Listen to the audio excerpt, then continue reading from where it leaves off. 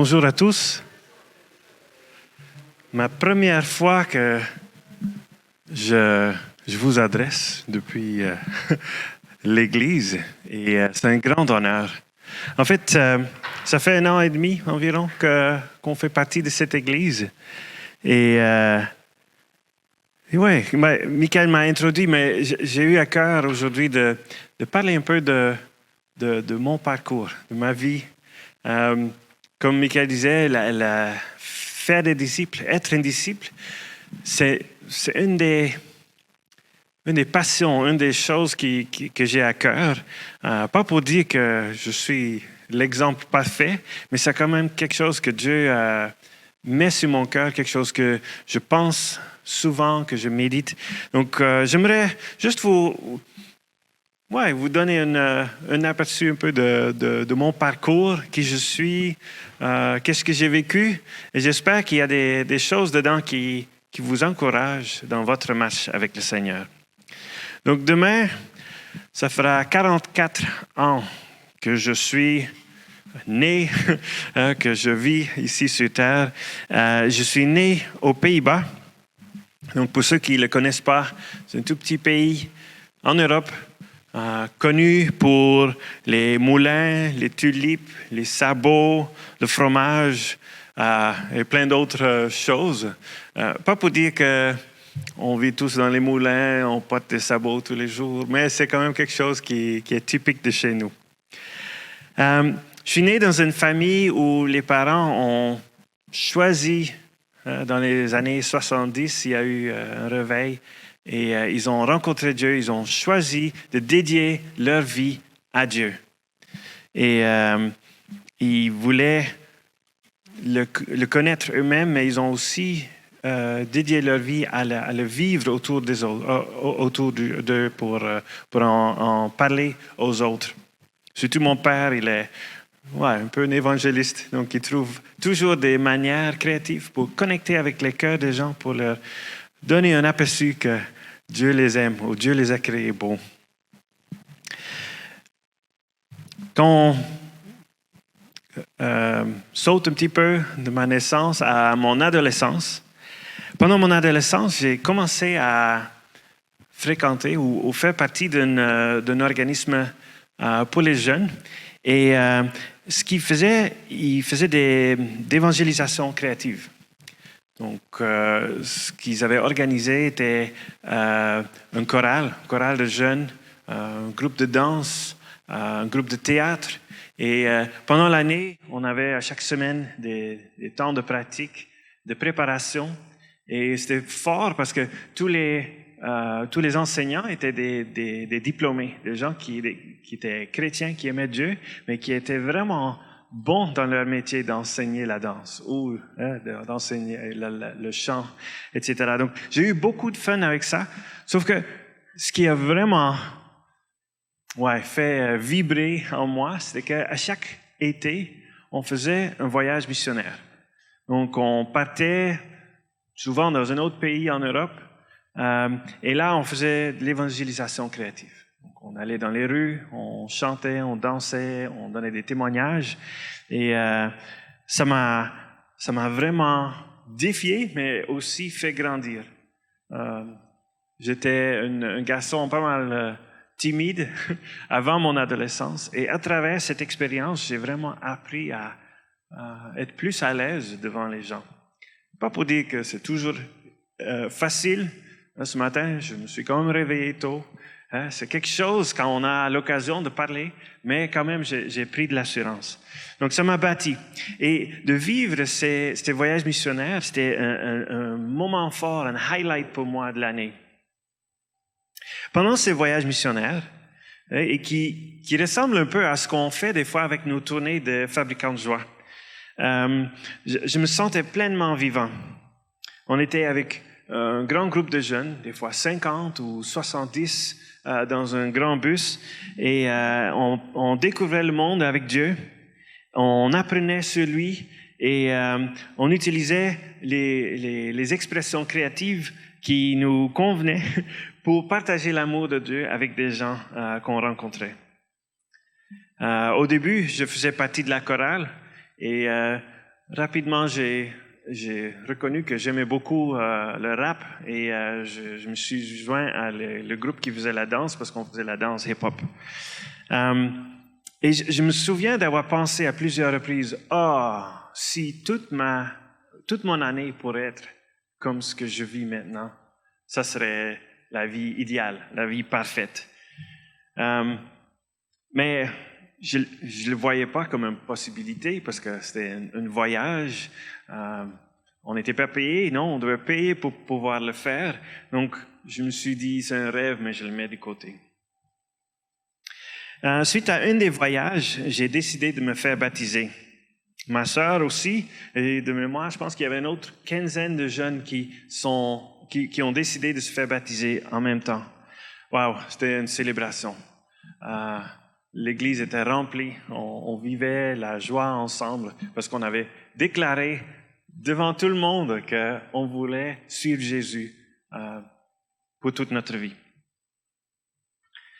On recule un petit peu, quand j'avais 12 ans, j'ai réalisé que je ne connaissais pas du tout le français.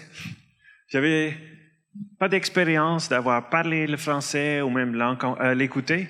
Même si Paris n'était pas très loin, c'était à 5 heures de route chez nous, je me disais, mais c'est quand même bizarre. Il y a des gens qui vivent à quelques heures de moi et je ne le comprends pas et j'aimerais bien l'apprendre.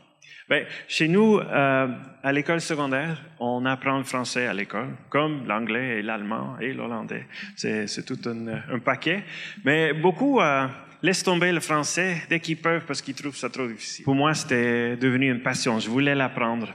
Donc, je l'ai gardé pas seulement à l'école secondaire, mais aussi à l'université, j'ai choisi de les garder. Et pour parler de l'université, je ne savais pas quoi étudier. Je trouvais ça très difficile de choisir une matière ou une direction. Donc, finalement, je suis allé avec l'administration d'affaires et de management. Pendant tout ce temps, je voulais apprendre à connaître Dieu et surtout d'écouter sa voix, mais je ne savais pas trop comment. Mes parents avaient fait une école de formation de disciples avec Jeunesse en Mission quand j'avais 3 ans. Et j'admirais ça en eux, qu'ils étaient capables d'écouter la voix de Dieu. Je voulais l'apprendre aussi. Donc, j'ai dit, un jour, je vais faire une école de formation de disciples. Mais j'ai pas fait de plan. J'ai pas dit, telle année, je vais le faire et je vais mettre l'argent de côté. C'était juste un jour, quand Dieu pourvoit, je vais le faire. Donc, après mes études, j'avais marre des bancs de l'école et j'ai commencé à travailler. C'était dans un bureau d'administration. Et c'était un bon travail avec de bonnes conditions et de bonnes possibilités. Mais après 2 ans, je me suis dit, soit je continue et ça va me vraiment me stabiliser ici, je vais acheter une maison, je vais prendre une carrière et ça ferait de moi quelqu'un qui est pris dans une certaine routine, mais je vais plus voyager, aller à l'aventure. Donc, est-ce que je veux ça? Et j'ai décidé que non, je veux partir en voyage, au moins encore une fois, et après, peut-être, peut-être ça sort de moi et je peux m'installer. Donc, j'ai décidé de faire une école de formation de disciples, comme mes parents avaient fait. Et donc là, pendant une année, j'ai travaillé, j'ai mis de l'argent de côté, j'ai organisé ma vie pour pouvoir partir. Donc là, je me suis dit, mais où? Parce que Jeunesse en Mission, ça existe partout dans le monde. Je pense que là, en pandémie, c'est différent, mais juste avant, je pense qu'il y avait au moins 1000 endroits dans le monde où tu pouvais faire une école de formation de disciples. Donc, je me dis, où est-ce que je vais? Et Dieu m'a guidé à travers mes désirs. Je sentais que c'était pas Dieu qui allait me dire, tu vas en Israël. Non, il m'a laissé le choix. Qu'est-ce qui t'intéresserait? Quels sont les pays où tu aimerais aller? Donc, moi, j'ai fait une liste et à chaque fois, j'ai enlevé des endroits de la liste. Je regardais des sites web, des écoles pour voir si ça me parlait. Et finalement, j'étais entre 2 écoles. Il y avait l'école à Los Angeles et une autre école à Denham, au Québec. Denham, c'était difficile à trouver sur la carte. Je n'avais jamais entendu parler. Donc, je me dis, mais quel endroit choisir? Et là, Dieu m'a rappelé que j'avais appris le français et je me suis jamais servi de cette langue. Donc, j'ai eu ça comme aide pour prendre ma décision et je suis venu au Québec. Ça, c'était en 2002. Quelle expérience extraordinaire! Dieu m'a rencontré et il m'a montré que je suis capable d'écouter sa voix. Je pense que ça, c'était une des highlights. Bien qu'on a vécu de belles choses, c'était un désir que j'avais avant et Dieu a vraiment répondu à cette désir. Et j'ai retrouvé la même joie que j'avais, la passion quand je faisais ces voyages missionnaires avec des ados. Quand on vivait cette école de formation de disciples et surtout le temps en mission, c'est toujours une école où on reçoit, on apprend et ensuite on met en pratique. On part, on sert, on bénit. Donc, quand on vivait ça, je me sentais comme quand j'étais un ado.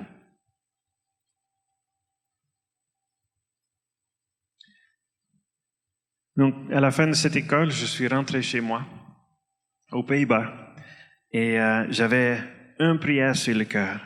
Je dis, Seigneur, un jour, je voudrais aider à organiser une école de formation des disciples pour des autres, pour aider que d'autres puissent vivre ce que moi j'ai vécu et recevoir ce que moi j'ai reçu.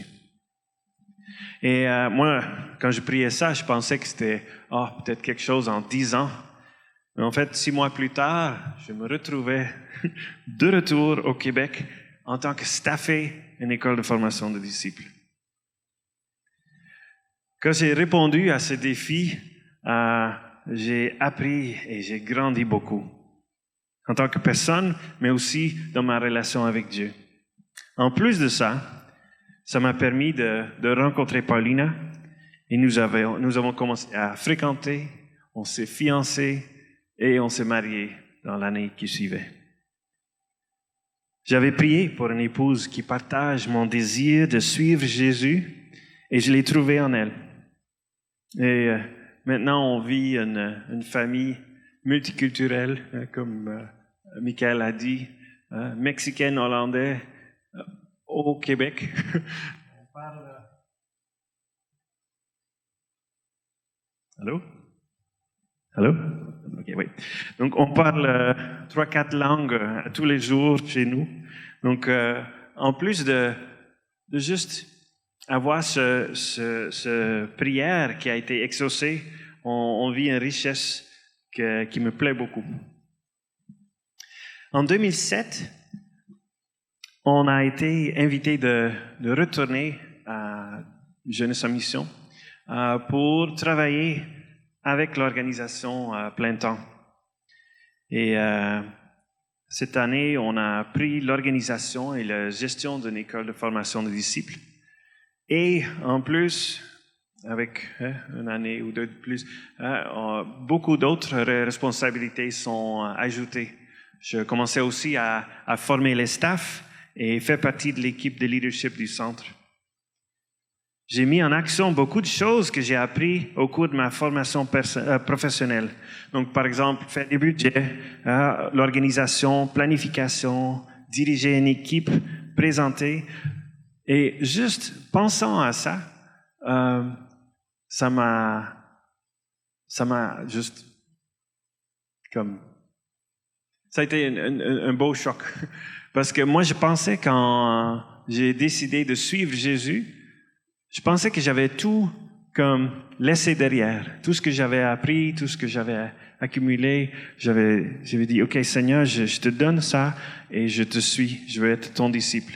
Et juste de réaliser que, en fait, les choses que j'ai fait, que j'ai appris, même sans trop savoir pourquoi, Dieu s'est servi de ça pour me faire grandir et pour bénir le monde. Même chose pour le français. À l'âge de 12 ans, j'ai commencé à apprendre le français et je ne savais pas pourquoi. Et pendant 5 à 7 ans, j'ai continué d'apprendre et investir. Et je me souviens, après avoir terminé l'université et je travaillais et j'utilisais le français jamais. Je dis, Seigneur, pourquoi tu me donnes une passion pour une langue si je l'utilise jamais? Et là, de voir que, alors que j'ai suivi Jésus dans ce qu'il m'a mis sur le cœur, le français a été la clé pour faire ce que je fais maintenant.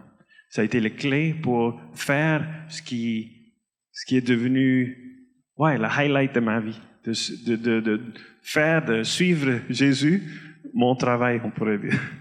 Donc, je trouve tellement beau, et ça me rend tellement reconnaissant de voir comment Dieu a utilisé ces détails que je ne pouvais pas planifier moi-même pour me faire grandir et pour être plus capable de bénir des autres. Donc, si tu es dans une saison et tu te poses la question, soit tu as des choix que tu as faits ou même peut-être des choses que tu as subies ou vécues, et tu dis, Seigneur, je comprends pas pourquoi. Je ne veux pas dire que la vie est toujours simple et qu'on va toujours avoir une réponse à la question, mais confie ça à Dieu, parce qu'il promet quand même qu'il peut utiliser tout pour notre bien et pour le bien des autres autour de nous. Pendant 10 ans, j'ai dirigé cette école de formation de disciples à Dunham. Et pendant ces années, j'ai eu toutes sortes d'occasions d'apprendre et de grandir. Et entre autres, il y avait un défi que quelqu'un m'a lancé. Est-ce que tu es prêt à venir enseigner dans notre école aux États-Unis? J'ai dit, enseigner? J'ai pas enseigné encore. J'ai pas d'expérience vraiment. Et là, tu veux que je vienne enseigner toute une semaine. Et même sur un sujet que j'avais pas étudié vraiment. Mais il dit, c'est quelque chose que tu vis. Je veux que tu pries par rapport à la mission interculturelle, par rapport à la Bible. Donc, j'ai dit oui. Et j'ai tellement grandi à travers cette expérience. Donc, une autre leçon. Si tu veux grandir dans ta relation avec Dieu, dans toutes sortes de domaines, dis oui quand Dieu te met au défi. Ça vient rarement comment tu le veux et comment tu aurais choisi, mais si Dieu te met au défi, c'est parce qu'il te connaît, il t'a créé, il sait ce qu'il y a comme potentiel en toi. S'il dit, hey, viens, relève ce défi. Il promet qu'il soit toujours avec nous et on apprend énormément. Ça nous sort de notre zone de confort, mais c'est pas une mauvaise chose. J'aimerais vous parler un peu de cette passion. En fait, j'ai 2 passions. Quand je pense à la vie avec Dieu et surtout avec la parole de Dieu. Il y a le royaume de Dieu qu'on trouve à plusieurs endroits dans le Nouveau Testament. Jésus en parlait souvent, pas seulement avec ses disciples, mais aussi avec les foules. Sauf que à chaque fois qu'il parlait du royaume de Dieu, il parlait en parabole. Donc, il donnait une image. Il disait le royaume de Dieu, c'est comme un grain de moutarde ou un trésor caché dans un champ, ou la levure, ou il y a toutes sortes d'images pour le royaume de Dieu. Donc c'est une passion, une chose qui me passionne d'essayer de comprendre de mieux en mieux qu'est-ce que c'est le royaume de Dieu, comment ça fonctionne, parce que c'est un royaume à venir, mais qui est déjà là. Anyway, je dis déjà plus que j'avais écrit. On va garder ça pour une autre fois, parce que je vais parler du deuxième sujet. Le deuxième, c'est être un disciple et faire des disciples. Le thème de cette saison pour l'Église est aussi le thème de ma vie. Donc, en Matthieu 28, je pense que ça a été cité toutes les semaines qu'on en a parlé, et je le fais aussi, parce que c'est tellement clé. Quand Jésus était ressuscité et il est réapparu à ses disciples. Il a passé du temps avec eux. Ensuite, il disait, il faut que je retourne vers mon Père. Et je vous laisse avec ce commandement. Et Jésus disait, j'ai reçu tout pouvoir dans le ciel et sur la terre. Allez donc dans le monde entier, faites des disciples parmi tous les peuples, baptisez-les au nom du Père, du Fils et du Saint-Esprit, et enseignez-leur à obéir à tout ce que je vous ai prescrit. Et voici, je suis moi-même avec vous, je suis avec vous tous les jours jusqu'à la fin du monde. Donc, il y a 3 choses que je vois. Il y a faites des disciples, on en parle. Il y a baptisez-les et il y a enseignez-leur. Les actions que Jésus nous a laissées. Donc, baptiser, je pense qu'on en avait déjà parlé un petit peu. Mais ce que j'aime avec l'image de baptiser, c'est que on décide de laisser notre vie, notre style, notre tempérament, notre saveur, on pourrait dire, pour prendre le saveur de Dieu. Comme si on est en train de mariner, un concombre qu'on trempe dans la marinade, va changer. Il va pas juste avoir quelque chose à l'extérieur. Toute sa saveur va changer. Il va devenir plus comme la saveur dans laquelle il est trempé. Donc, en Galates 2, verset 20, ça dit, « Ce n'est plus moi qui vis, c'est Christ qui vit en moi. Ma vie en tant qu'homme, je la vis maintenant dans la foi au Fils de Dieu, qui, par amour pour moi, s'est livré à la mort à ma place. » Donc, je pensais, quand j'étais plus jeune, je pensais que j'enlève moi, tout ce qui est de moi, et c'est comme si je suis juste un extérieur. Moi, je suis sorti et c'est Dieu qui vient en moi. Mais c'est plus complexe que ça. C'est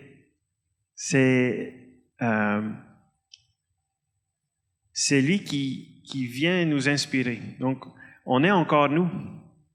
Et ça va avec le deuxième commandement. Donc, il y avait... le troisième, en fait. Donc, faites des disciples. Il y a baptisez-les et enseignez-les à obéir les commandements de Jésus. Donc, quand nous acceptons le sacrifice de Jésus et le pardon de Dieu, nous sommes acceptés et adoptés par Dieu le Père dans sa famille. Donc, ça, c'est une grande joie. On l'a chanté et on le chante et on le dit et on le répète à chaque semaine et peut-être même à chaque jour. C'est tellement fort d'être adopté dans la famille de Dieu. Mais ça ne veut pas dire que nous sommes devenus comme Jésus instantanément. C'est une nouvelle naissance. Et quand je pense à ça, une naissance, un bébé, un tout petit, il doit apprendre à tout faire. Quand on est né, au début, on ne sait rien faire.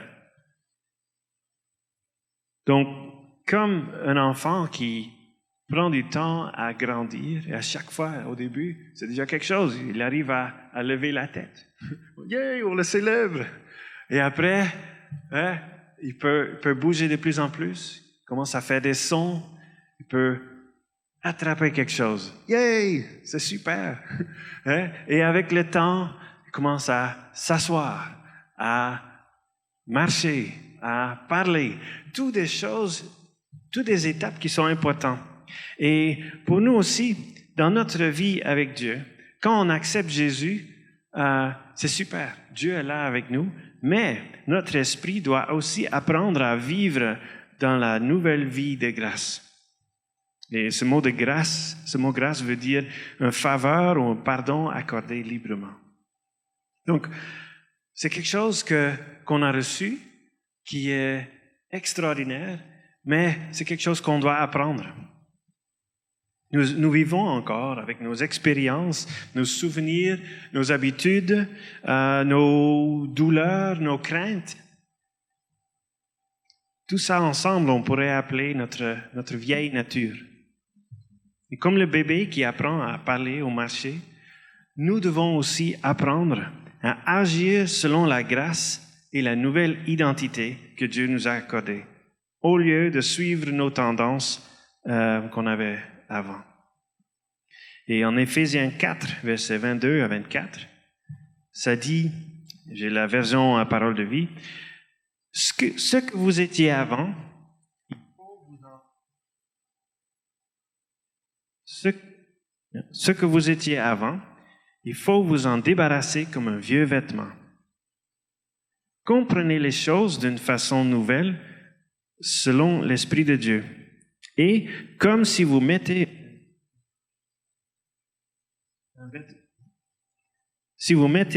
un vêtement neuf, devenez une personne nouvelle. Cette personne nouvelle est créée comme Dieu veut. La vérité la rend juste et sainte. Donc, j'aimerais peut-être juste le relire parce que ça a coupé quelquefois. Donc, ça dit, ce que vous étiez avant, il faut vous en débarrasser comme un vieux vêtement.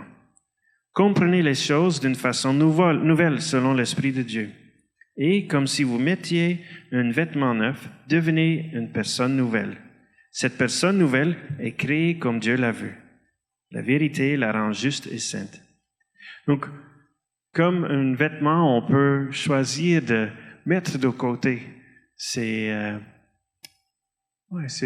craintes, ses habitudes, ces choses, souvenirs, douleurs, expériences, tout ce qu'on a, on peut choisir de les mettre de côté et se revêtir avec la grâce et l'amour de Dieu. C'est un processus progressif, mais ça continue toute notre vie. Toute notre vie, de gloire en gloire, on devient de plus en plus comme Jésus. Donc quand je pense à ça, je me dis, on vit, on agit quand même encore dans notre vieille manière. On le reconnaît, on se repent, on accepte la grâce de Dieu et on recommence. Et encore quelque chose arrive. Et quand on y pense, quand on fait le cercle à plusieurs reprises, ça peut décourager. Mais je crois qu'on n'est plus jamais à l'endroit où on était avant. À chaque fois, on avance un petit peu. Et c'est ça aussi la vie avec Dieu, de continuer de croire de ce que Dieu dit sur nous est vrai et qu'on a été créé pour devenir de plus en plus comme Jésus. Donc si Dieu le dit, si Dieu désolé. Si Dieu le dit, ça veut dire que c'est possible. Si Dieu le dit, on peut devenir à chaque fois un peu plus comme Jésus. Donc, pour moi, quand je travaille avec une école de formation de disciples, c'est tellement bon parce qu'on est avec une gang de gens qui ont choisi, qui ont décidé d'être là, qui veulent se rapprocher de Dieu. Et donc là, on peut aller loin, on peut aller profondément. Et donc, on parle de nos croyances profondes. Qu'est-ce qu'on croit vraiment? Pas seulement qu'on doit croire, mais qu'on croit vraiment. Et nos croyances, ça se traduit dans nos valeurs. Qu'est-ce qu'on trouve important? Et nos valeurs amènent à des actions. Et je sais que pour moi, la plus grande frustration, c'est de réaliser que, oui, le standard que Dieu a mis est bon. Sauf que, même si j'essaie, j'arrive pas à atteindre et respecter ce standard. Ça m'amène la frustration, la honte, le désespoir. Mais à ce point-là, je peux me souvenir du sacrifice de Jésus et la grâce de Dieu. Quand je reconnais et me repens, je regarde dans le miroir, comme Michael nous a montré la semaine passée, et je vois qui je suis et qui Jésus est et qu'est-ce qu'il dit de moi, pourquoi j'ai été créé, et je me repens de mon erreur et je choisis d'avancer dans la direction de Dieu.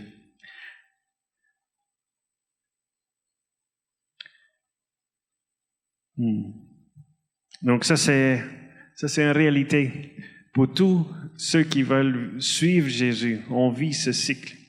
Mais comme je disais, on ne revient pas à zéro à chaque fois. À chaque fois, on avance un petit peu.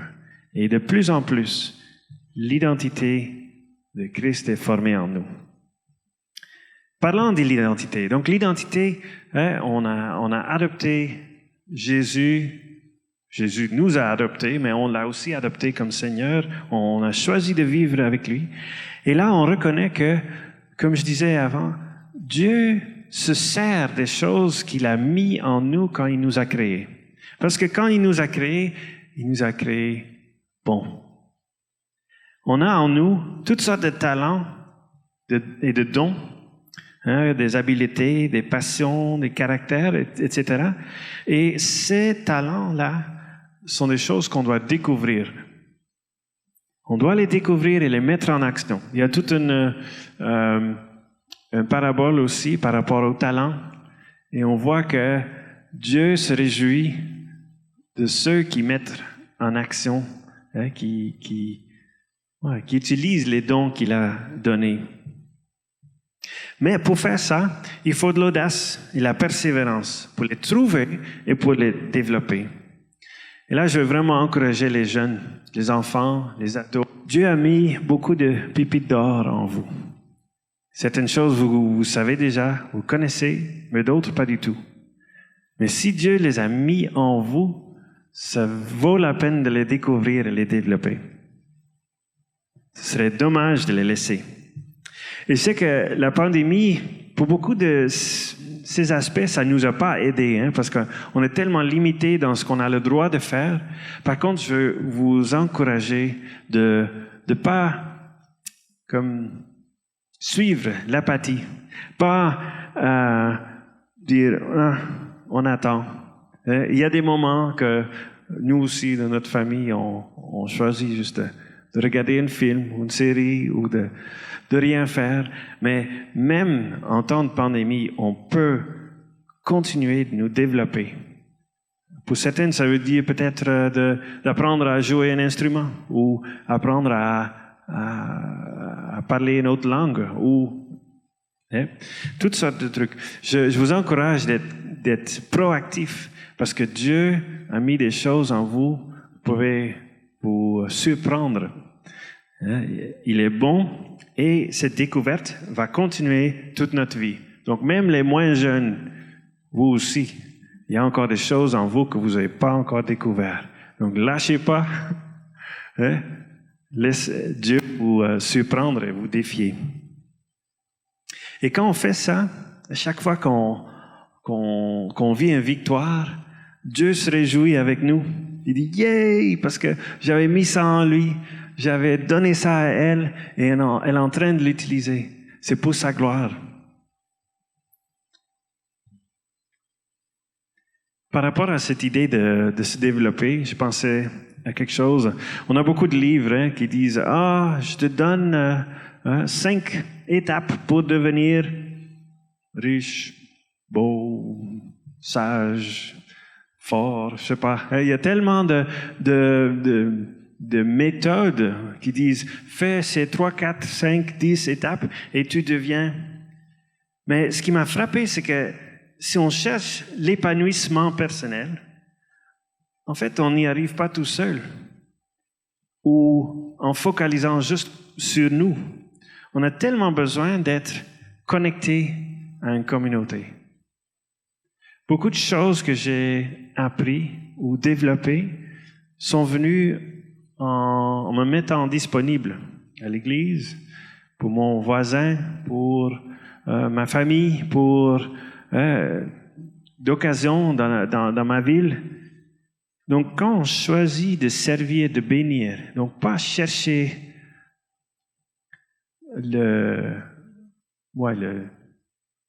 la bénédiction pour soi, quand on sert, quand on donne l'occasion de Dieu nous bénir. Et il le fait à travers les gens autour de nous. Donc aussi là, je veux encourager, même en pandémie, peut-être il y a des choses qu'on peut faire pour un voisin, ou bientôt, on aura de plus en plus de droits, mais sautons sur les occasions pour bénir et servir les uns les autres. Donc, je veux conclure avec ce que j'ai décrit comme l'appel du disciple. Donc, même si en tant que disciple, on est quelqu'un qui suit Jésus, on n'est pas seulement là pour recevoir de lui. Dieu nous a confié une grande tâche de le représenter dans ce monde. Et on avait lu Matthieu 28. Mais ce qui nous défie, c'est dans 3 domaines en fait. Il dit que nous sommes envoyés en tant que prêtre. Donc, c'est quoi un prêtre? Un prêtre, c'était quelqu'un, on le voit surtout dans l'Ancien Testament, qui se tient entre Dieu et les hommes. Donc, un prêtre, c'est quelqu'un qui connecte les gens à Dieu. En 1 Pierre 2, verset 9, ça dit, « Vous êtes un peuple choisi, des prêtres royaux, une nation sainte, un peuple racheté, afin de proclamer les louanges de celui qui vous a appelé des ténèbres à sa merveilleuse lumière. » Donc, on peut être des gens qui connectent, on peut être quelqu'un qui connecte les gens à Dieu. On est aussi appelé à être un prophète. Et c'était qui les prophètes? C'était quelqu'un qui pouvait communiquer le cœur de Dieu et ses pensées par le Saint-Esprit. C'est tellement fort quand on peut prononcer les paroles de Dieu dans la vie de quelqu'un. Et je sais que moi, souvent, quand je pense à ça, je dis, ça doit être avec un frère ou une sœur dans l'Église. Mais en fait, comme mon père fait souvent, en tant qu'évangéliste, il rencontre des gens et il déclare sur eux comment Dieu les voit.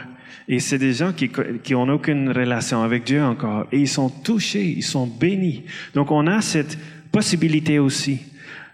Donc, je vous encourage à demander à Dieu pour une occasion de prononcer ces paroles de vie sur quelqu'un. Et comme on a lu en 1 Pierre 2, 9, donc, on est des prêtres royaux. Royal, ça veut dire qu'on est des princes et des princesses. On est appelés à régner avec Christ. Il nous a délégué son pouvoir. Et son règne, comme je disais tantôt par rapport au royaume de Dieu, c'est à venir, mais c'est déjà là. Et donc, quand on agit selon les lois du royaume, on voit, on établit déjà en partie le royaume de Dieu sur terre. Donc, ça c'est quand on agit en vérité, en grâce, en amour dans nos situations quotidiennes. Ouais. Donc, comme je disais avant, on n'est pas seulement appelé à recevoir de Dieu, même si c'est très important, on est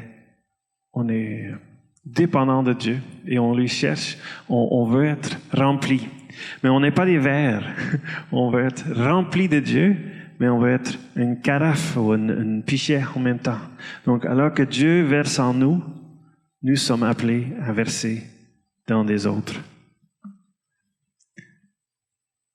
Donc, ça, c'est ce que j'avais à cœur de partager avec vous ce matin. Et j'aimerais juste terminer ce moment en prière, et après, on va faire la Sainte Seine. Merci, Seigneur. Merci pour ton amour. Merci pour la vie que tu nous donnes. Merci pour la grâce que tu nous accordes. Merci parce que alors qu'on te laisse travailler dans nos cœurs, tu formes davantage ta nature en nous.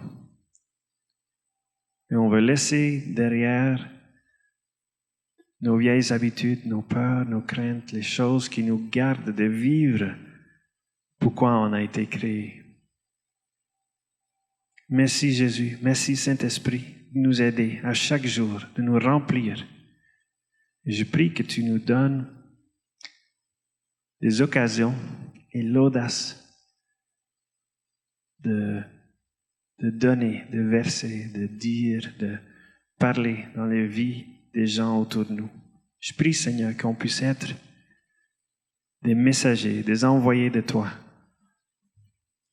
Parce que le monde a tellement besoin d'entendre tes paroles de vie et de grâce. Merci, Seigneur. Amen.